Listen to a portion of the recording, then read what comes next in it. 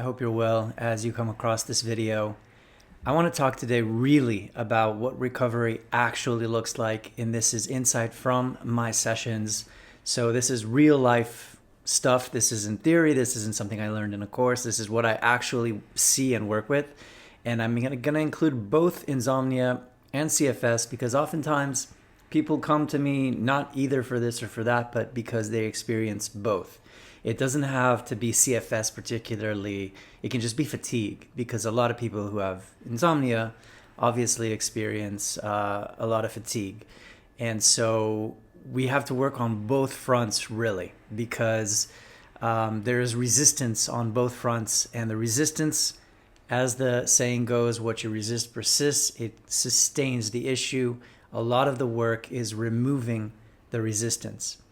But really what I want to address more than that even in this video, and I will touch on that a bit more, but I really want to just really be honest with you and tell you that so much of the work that happens is actually quite emotional in nature and in fact spiritual. Where I see a lot of the emotional stuff is more with the fatigue work. Chronic fatigue or just fatigue can be sort of a cover in a way for suppressed emotion, things that go all the way back to childhood. This is how it was for me as I was recovering from chronic fatigue, and it was in tandem with insomnia. There were a lot of things that started to surface because in both insomnia and chronic fatigue, what happens is the conditioning, old patterns of thinking, the old way that you related to yourself. All of that starts to surface, to clear out. So in essence, this is actually a very transformative journey, and one where I often speak with my clients as the caterpillar becoming the butterfly. Another way I say this is that the one who goes into the recovery journey is not the one who comes out, right? And why is that? Because the one who comes out is really clean and free of those patterns of perfectionism, self-criticism. Self-criticism is something that shows up as self-policing. I should be thinking like this. I should be thinking like that. I should be feeling like this. I should be getting this amount of sleep. I should be feeling like that. All the shoulding and shoulding and shitting. And again, there's a lot of emotional stuff. Again, oftentimes it will go back to childhood that comes up from that. Now, it's not that in my sessions we do some psychoanalysis and really analyze the child. We look at the patterns. That's all we need. We need what's here now. We work with that.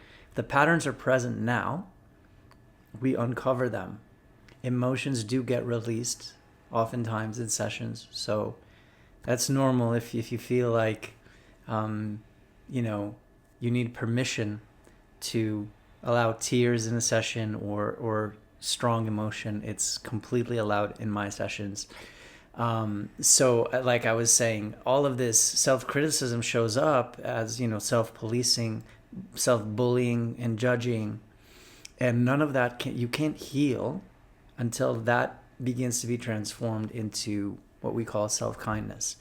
In my personal journey, I always thought self-kindness was just like a side thing. It wasn't really that important. But I learned, and I see this with my clients as well, that you cannot heal without it, in fact. That's how important it is. It's not just changing our relationship with wakefulness and with not sleeping, or even with the fatigue. If we're feeling fatigue and we learn to change the relationship to that, that goes a long way. But eventually it comes down to shifting the relationship with ourselves. Because at the end of the day, let's say both insomnia and chronic fatigue are not about what we think they are. So insomnia, the recovery is not about getting sleep. Yeah, I said it. Like, that's not the focus. The focus is the shift in the relationship. It's kind of like a shift in perception, a shift in awareness, where we stop identifying with this policing voice and we start recognizing it for what it is. Once we can name something and recognize it for what it is and we understand what's happening, it's almost like we've stepped outside of it. And now we can just observe it rather than be sucked in by it. That's already a shift. We can sort of allow it to be without feeling obligated to listen to it, right? You should be like this, you should be like that. We just watch all the, oh my gosh, look at that inner bully. Wow. Right? We just watch that. And we allow that. And that's actually what enables it to pass. What you resist stays. You're entangling yourself with it, so it persists. What you allow, it can just pass by, kind of like a cloud, right? But there's another important step. It's not just recognizing or naming what it is and allowing it. Another step is not dwelling on it, redirecting your attention, because if you're sort of overly focused on it, it's kind of meaning that you're wanting it to resolve. And that's still kind of obsessing with it. It's still kind of entangling yourself with it. So it's, again, resisting it actually. And so it persists. So part of letting it pass is also just not obsessing about it, just noticing it, allowing it. And part of noticing it is like I said, understanding it, right? Without understanding, it's very difficult to allow certain things. Why would you allow certain things if you don't understand what's going on? So a lot of what we work with or work on in the sessions is understanding what's actually happening. And the understanding, like I said, allows us to step back and see it and allow it, and then also redirect the attention to something else so that we don't entangle ourselves with it, right? So that's just a quick, explanation of a process that one can do when the self-critical aspect of us rears its head, right? And it's a similar thing with fatigue, because again, recovery from chronic fatigue is not about not feeling fatigued. Actually, what often happens is we fully allow the fatigue to be there, even if it feels like it's going to absolutely consume us. It's so counterintuitive, because you think if I allow it to be there, I'm stuck with it. But actually, you're stuck with it if you don't allow it to be there. So that's why guidance of someone who's been through it is really valuable. And I'm not, I'm just saying this is really because a lot of times, the advice you'll get is not the advice that actually helps. There's a lot of effort that people usually guide, people who have insomnia or chronic fatigue. They guide you to do all kinds of things. And even the way they teach you to allow is not real allowance. And the way they teach acceptance is not real acceptance. So it doesn't really work. So knowing how to do this in a way that actually reaches the nervous system, in a way that actually reaches the emotional aspect that it hits something and that thing can release, or that an insight comes and then a shift in awareness happens, right? That's what recovery is. That's what recovery is it's this shift. It's a shift towards what's happening and towards yourself. There's a new understanding, a new awareness, new insight. And that comes by allowing yourself to go deeper.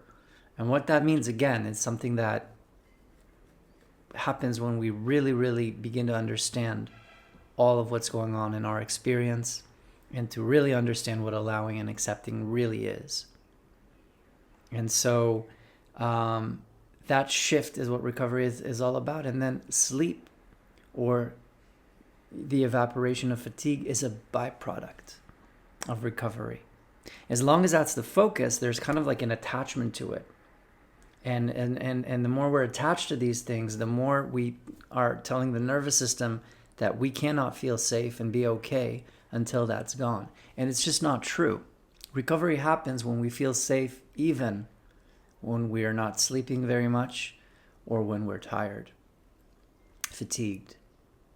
So that sense of safety, that sense of non-battle, which is what allowing and acceptance really bring us to, this kind of like okayness in the face of this unpleasantness that we're experiencing, and an understanding about how all of this works. So we're not just trying to do acceptance just to get out of it. We're really understanding how everything goes. We're really seeing, we're having awareness of what's happening. And once you have awareness, you're on your way. You're absolutely on your way. So that's kind of what I do, is I help people develop awareness about what's going on, and then they understand themselves what's actually helpful and what's not helpful. And there's sort of like the inner guidance begins to work. And like I said, sleep and the end of fatigue happen as byproducts. So this is really just the tip of the iceberg, just really mentioning that, you will learn a lot of what the Buddha, for example, taught about equanimity as you go through this journey. And you will be kind of pushed by the condition, either insomnia or chronic fatigue, to go deeper than you have before. So there's, like I said, emotional and spiritual aspects to this. And if you want a guide for this honestly transformative journey, you can find a link to book with me below. And I'll also link to other interviews I've done with other coaches about insomnia and chronic fatigue, so you can kind of see what my approach is really about. And either way, I am with you. I've been there. It ends, okay? It ends. And I wish you just the best.